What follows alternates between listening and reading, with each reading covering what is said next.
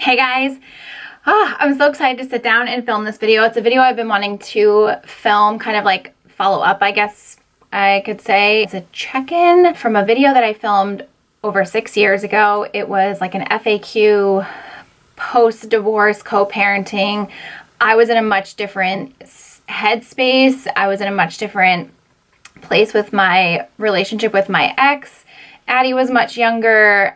She had not gone through what we were about to go through. So while I watched that video back and I still feel like a lot of what I said, everything that I said I meant, and I was honest and truthful about it. But I feel like I have different perspective on it now, being even more removed from that marriage. I'm no longer a single mom. I feel like I have a lot of wisdom, I guess, to share on the matter. I remember when shit hit the fan and everything blew up in my world, I took to YouTube and I took to the internet and I was trying to find just like any other video from a person or an article or a quote or something to make me feel less alone. I feel like divorce, marital affairs, co-parenting, sharing custody is, I hate to say it, sad to me just how common it is, but it's still the most lonesome feeling when it happens to you, especially when it's not something you have ever been a part of or known. Shared this, my parents are still happily married. They're coming up on 40 years of marriage. I had a great childhood. I had lots of aunts and uncles. Nobody in my family, mom's side or dad's side, had ever gone through divorce. Nobody my parents were friends with. Like, you don't want to sound ignorant and naive, but I didn't know divorce. And I was the first person that I knew that had gone through it. So it was very scary, very isolating. Learned a lot along the way. I have grown up, obviously. Since I shared that video, it's been one of the most requested on my channel. And I know it's not from like my actual followers, but probably people in my same boat that just wanted to find someone that had been through it before, or, you know, maybe come out on the other side to just give them some kind of hope. So I hope that while I love that I'm checking in with my OGs and you that have followed my life and journey for so long, I also hope that this video can be a point of reference and comfort from like a big sister or a friend that is here to tell you that it's going to be okay.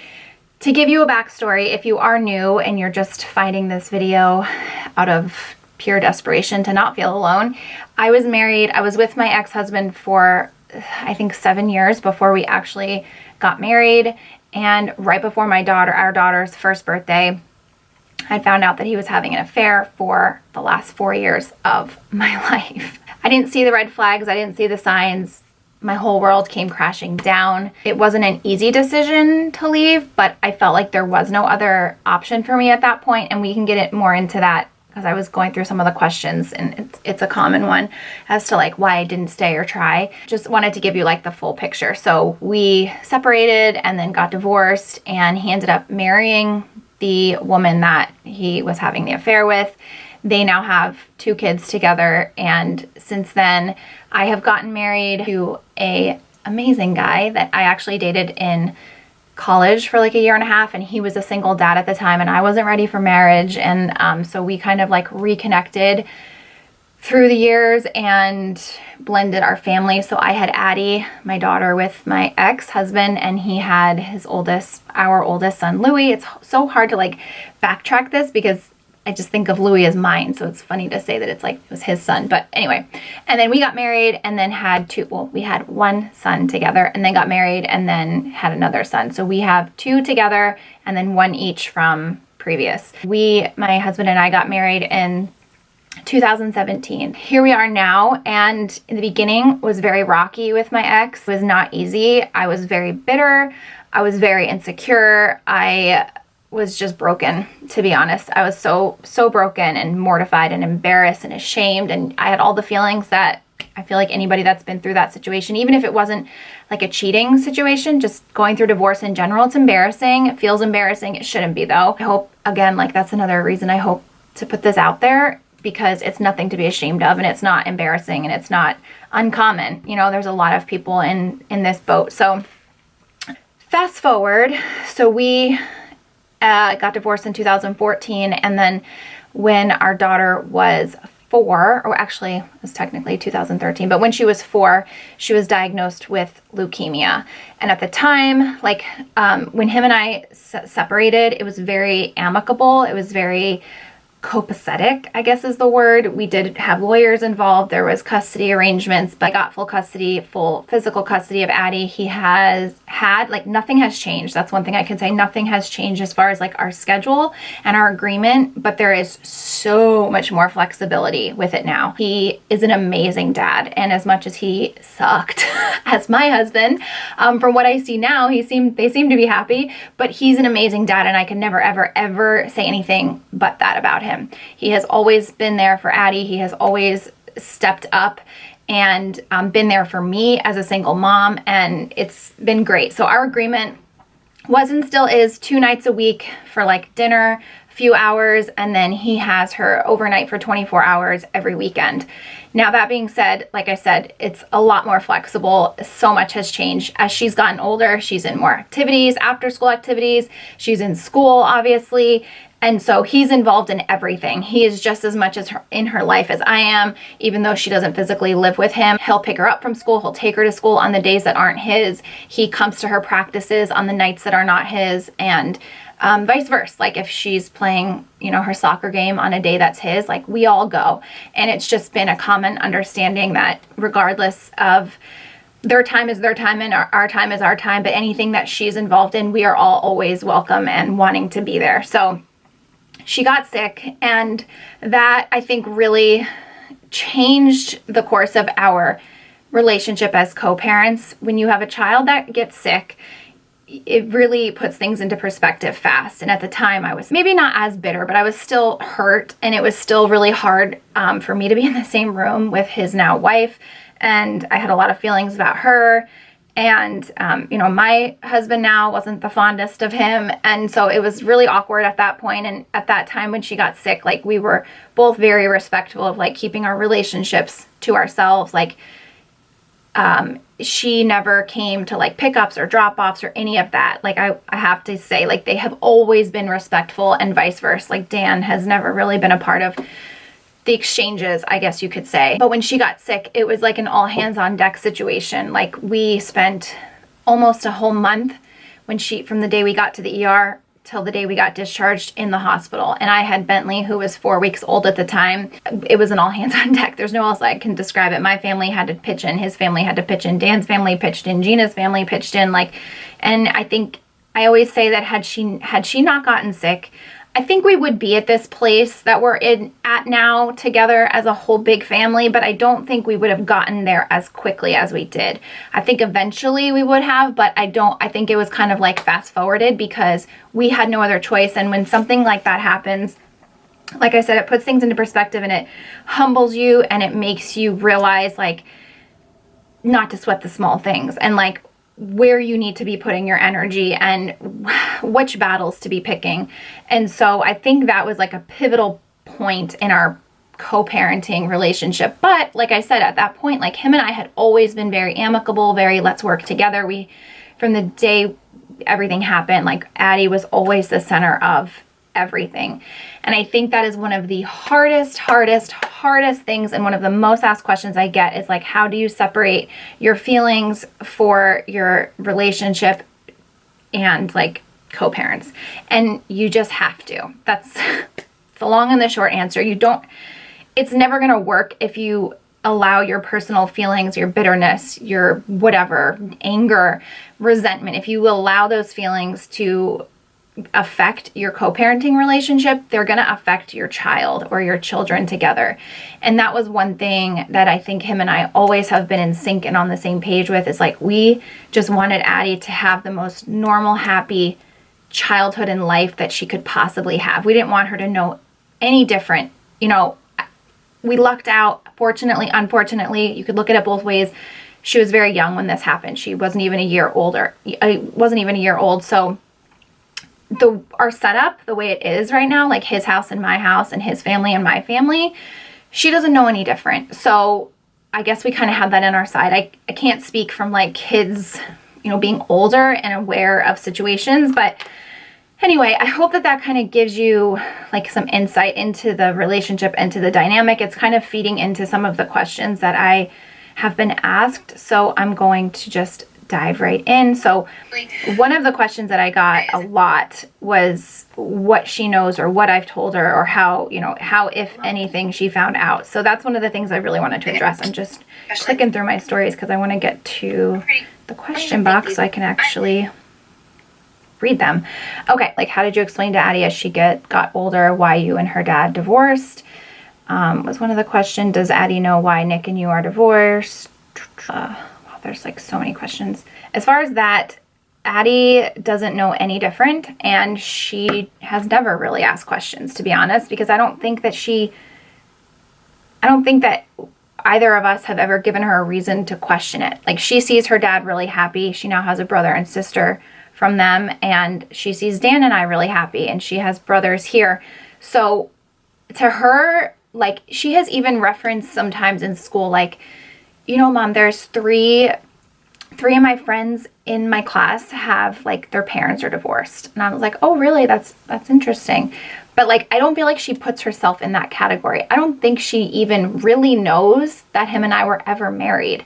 We don't really ever talk about it. Like, obviously she knows that her dad and I had her. I don't know if it's because she genuinely, like, doesn't care or isn't curious, but you should know, like, Addie's the most curious and always has the most questions, and she's so smart.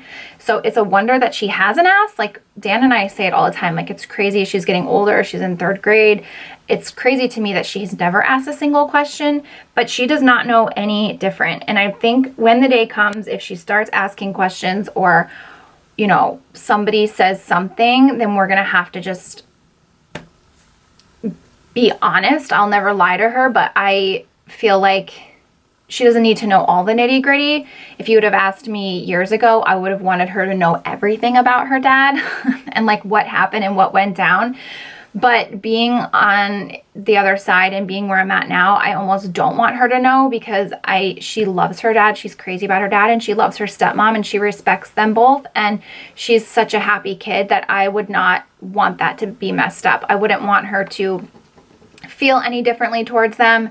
And again, I'm talking from, like, now. Like, back in the day, yes, I would have wanted her to know everything. I probably would have wanted her to, like, be so mad at him and resent him. But now, like, I don't. I'm in such a good place. They're in such a good place, and she's so happy and is having, like, a great life. And so I guess we'll cross that bridge when it comes. I really try not to think about it, because I feel like, I don't know, him and I are on the same page. I think if it comes up, we're going to have a conversation about what all we want her to know, what we don't want her to know. But I think my biggest fear, and probably his too, is, like, I don't want her feelings to change towards her dad and her stepmom.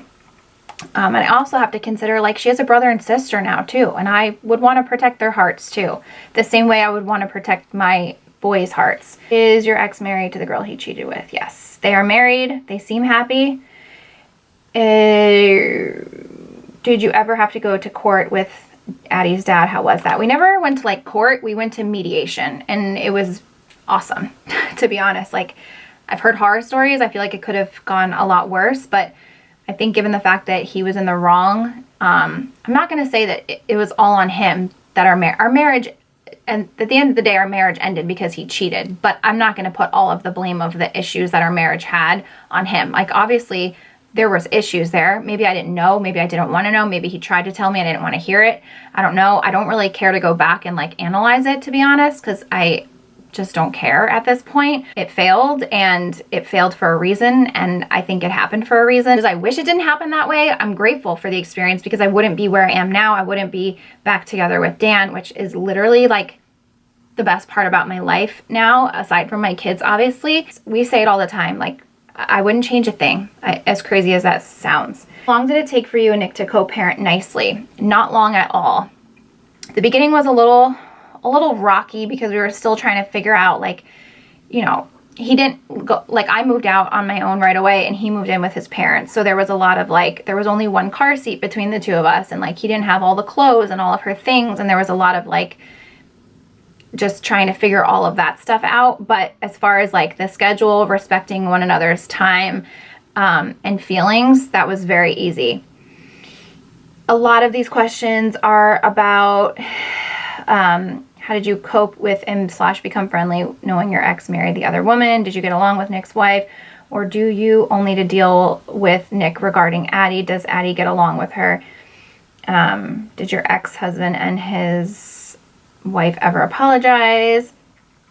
How's your relationship with Nick's wife? That's all it is. So we have come a long way. Gina and I have come a long way. And again, I think it's because Addie got sick that we kind of had to like jumpstart our relationship. I also think that she's a mom now and she wasn't when this all happened. And I think when you become a mom, you kind of get it. You kind of like, you're in the same boat. You're on the same page as another mom. So I'm sure, I can't speak for her. I've never talked to her about this, but she has apologized. I wasn't really interested in the apology this was like way back in the day. Really didn't care at that point. Didn't need that from her. Appreciated that she did it. But for me, it was like, I don't know. It just didn't affect me. I wasn't really looking for that. And so in the beginning, we were very like, we didn't talk, we didn't communicate. There was really no reason to, because I was always communicating through Nick. Over the years and through seeing her now as a mom, I just feel like it's an instant connection almost. So I wouldn't say that we're like the best of friends or close even, but like we talk, we see each other a lot. We all went trick-or-treating together this year. They were at our house hanging out. Our families get along again. Like they're all well, obviously all at Addie's like sports functions and stuff. And so, yes, we get along great. I think through the years, we'll probably end up getting closer. I think at this point, given the fact that we're all just in such a better place now. So it just makes it a lot easier.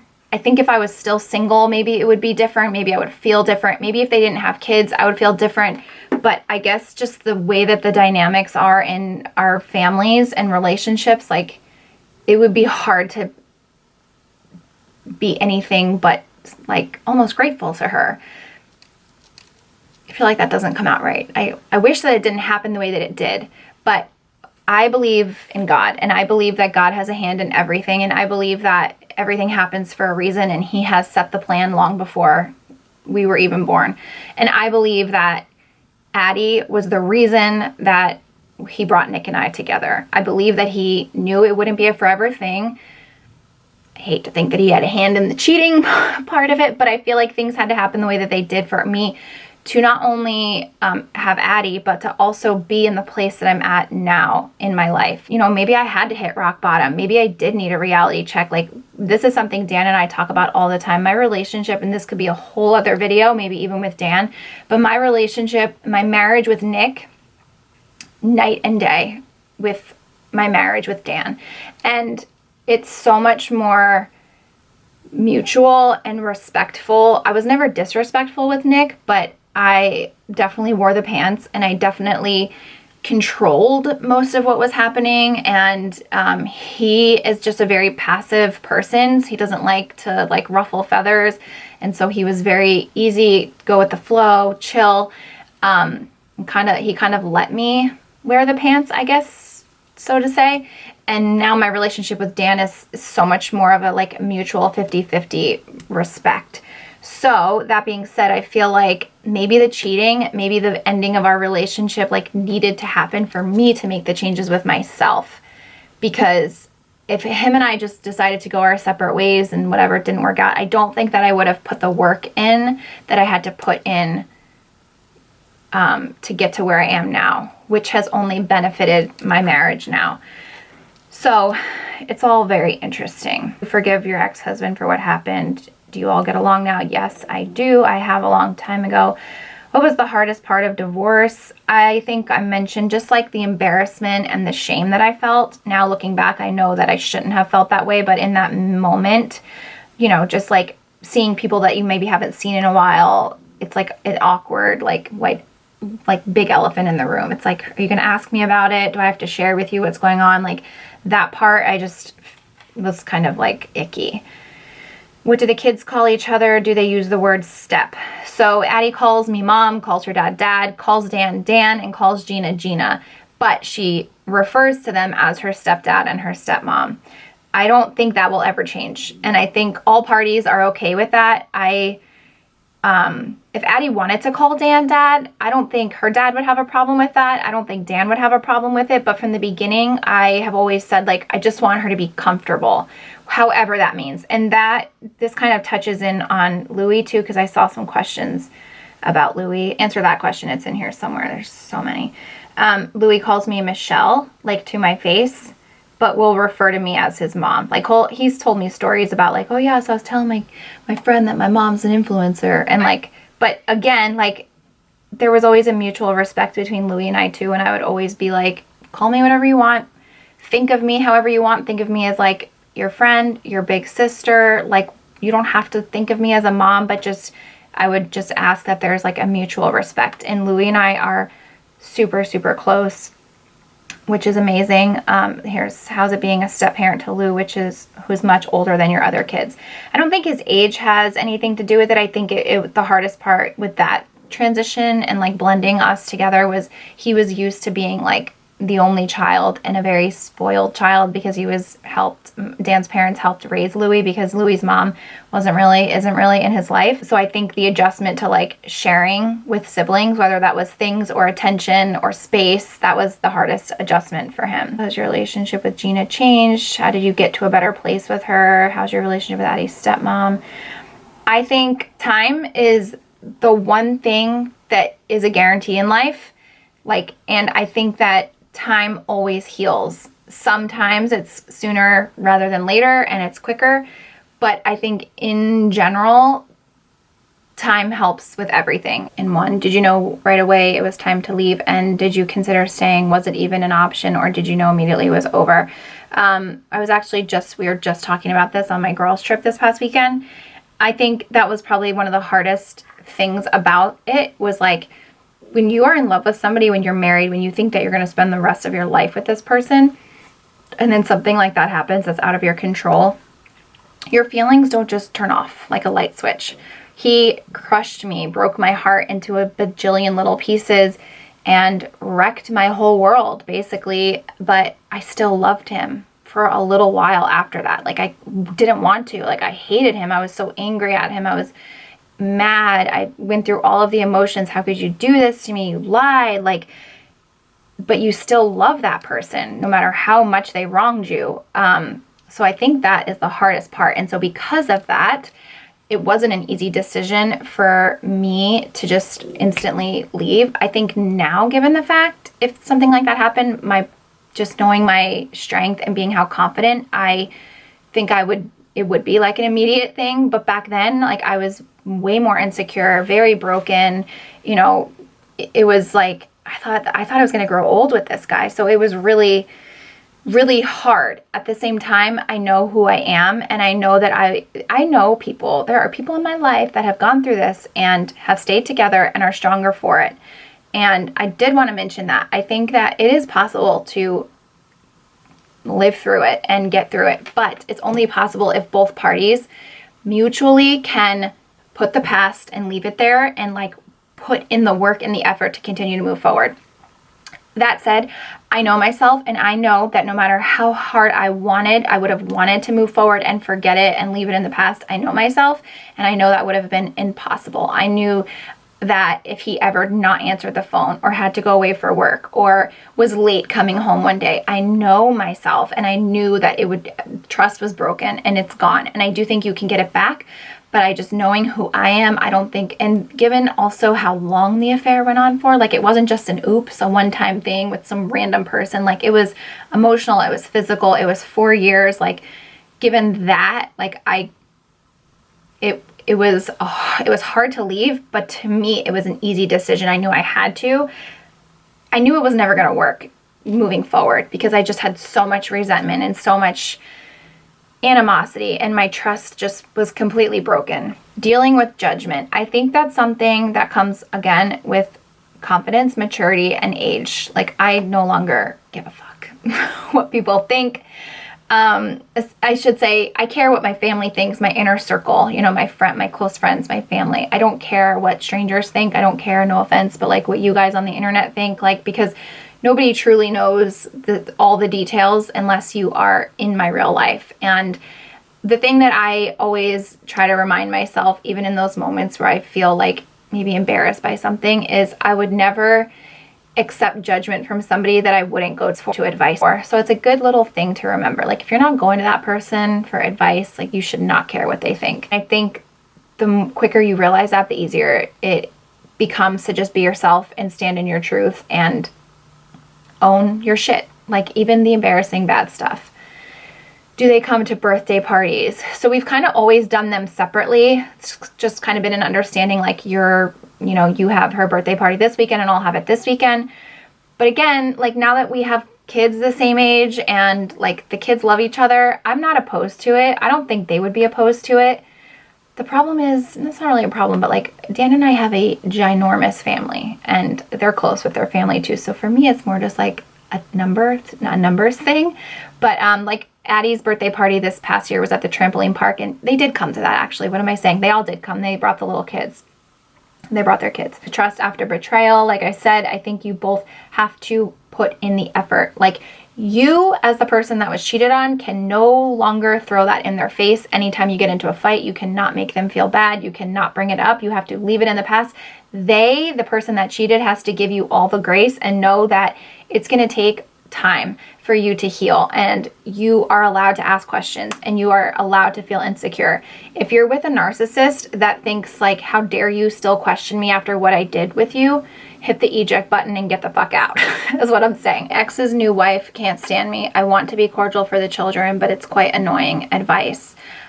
You can only control yourself and your actions and your reactions to things. You cannot control how other people react to you, respond to you, or who they are. So that's another thing I think that comes with age and wisdom, is like, control what you can control, put forth the effort that you want to, but also like, know your boundaries and know when to say when. All you can do is try and hope that they come around, and always be cordial and civil in front of the kids. But at the end of the day, if somebody doesn't like you and there's no changing that for them, put your energy into people that do like you. Before getting married, having marriage jitters. I guess I would throw it back and ask you why you're having marriage jitters. I think it's pretty typical to be a little nervous because it's a big step and it's a forever thing.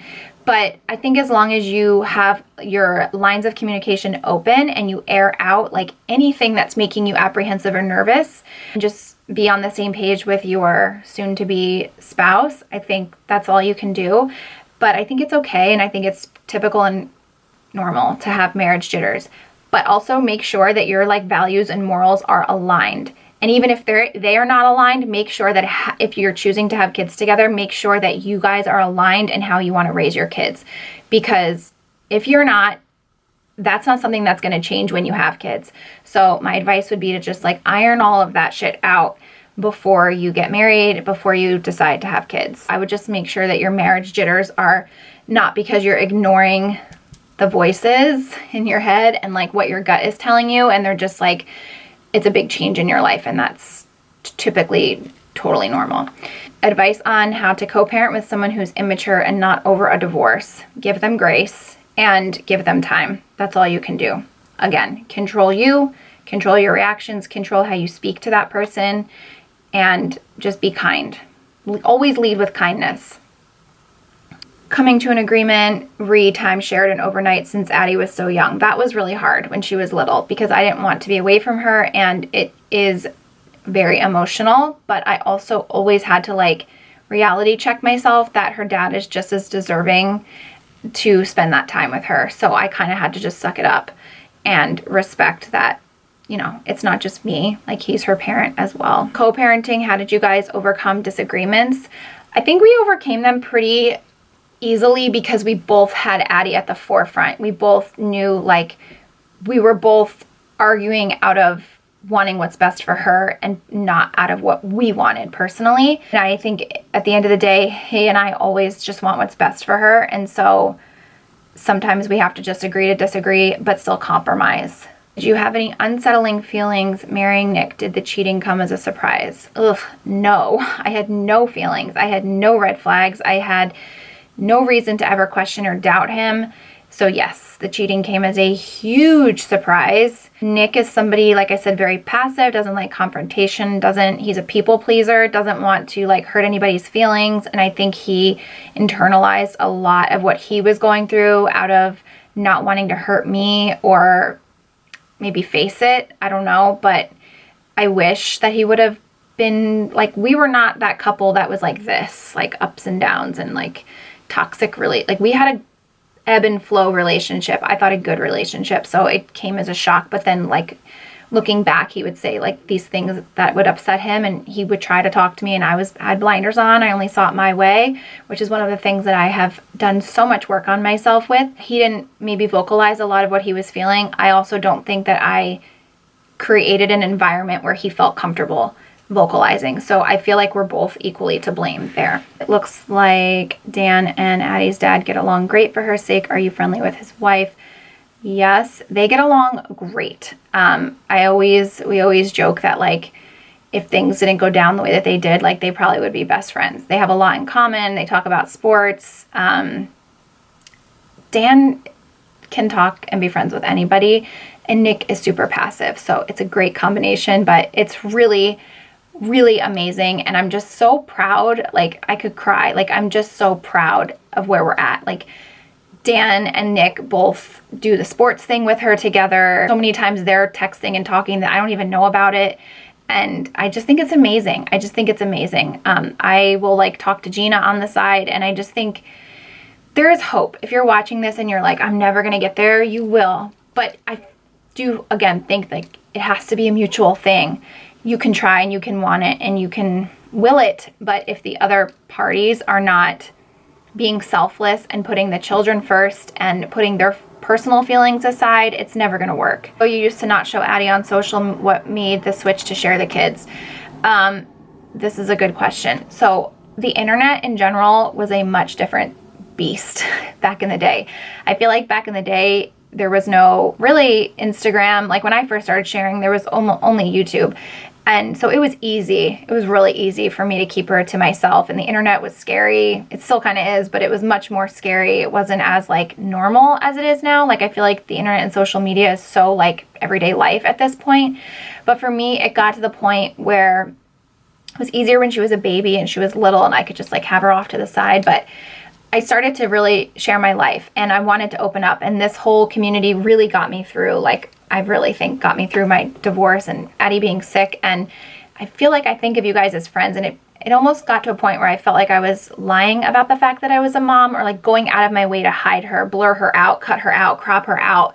And then it just made me feel like ashamed that I was doing that, and almost like a little upset that I was like having to hide her, because she was my life. She was my whole day. She was like my purpose of being. And I just felt like I was like going out of my way to avoid that. And it just didn't feel normal and natural and right.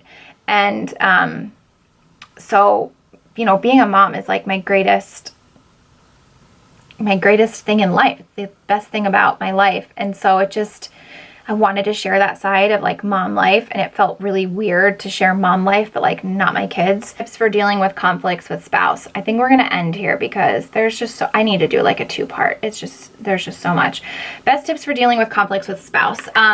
Communication. You need to just like talk it out, and you need to, again, like lead with kindness and give grace and try to put yourself in the other person's shoes and see it from their perspective. I think I've shared this before, but when I did a lot of therapy post-divorce and all of that, and to work on myself. And the one thing I took away, one of the things that I took away a lot, one of the things that sticks out to me that I took away that she said, and it was a session that Nick and I were both in. We only did one counseling session together before we was she said, you know, 50% of who you are, 50% of who everybody is genetics. You can't do anything about it. How you were raised, who you are, who your parents are, your values, like 50% of that is you don't really have control over. And so because of that, you may always be looking at the same thing, but see it differently. And that's okay.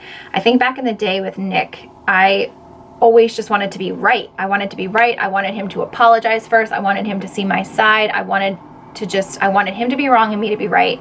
And after she said that to me, like it completely changed relationships for me, because now, even to this day, when Dan and I are having a conflict or an argument, like, I am totally okay with saying, you know what, you see it your way and I see it my way, and we're just going to agree to disagree. It doesn't mean he's right or I'm wrong. It just means like my therapist said to me, she's like, you could be literally looking at the same thing.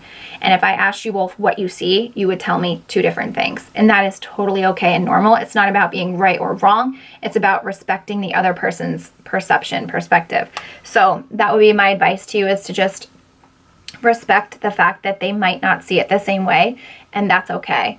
I think when it comes down to like the important things, the values, the core values of who you each are and how you're raising your family, religion, politics even, I hate to say it, but like, it's so important to be on the same page with those things, because you can manage without being on the same page, but it's going to be rough. It's going to be rocky, especially when you start to raise kids. So I think when it comes to like conflict, pick your battles. That's another piece of advice I could say, like, pick your battles. Not every issue has to be a battle. It's okay to say I'm sorry. It's still something I struggle with. Dan would tell you that he's always the first to apologize, and he's not wrong, but I have gotten better at just like hearing him out and trying to see his perspective and saying, you know what, you're right, and I messed up and I shouldn't have said that, or I shouldn't have done that, and I'm sorry.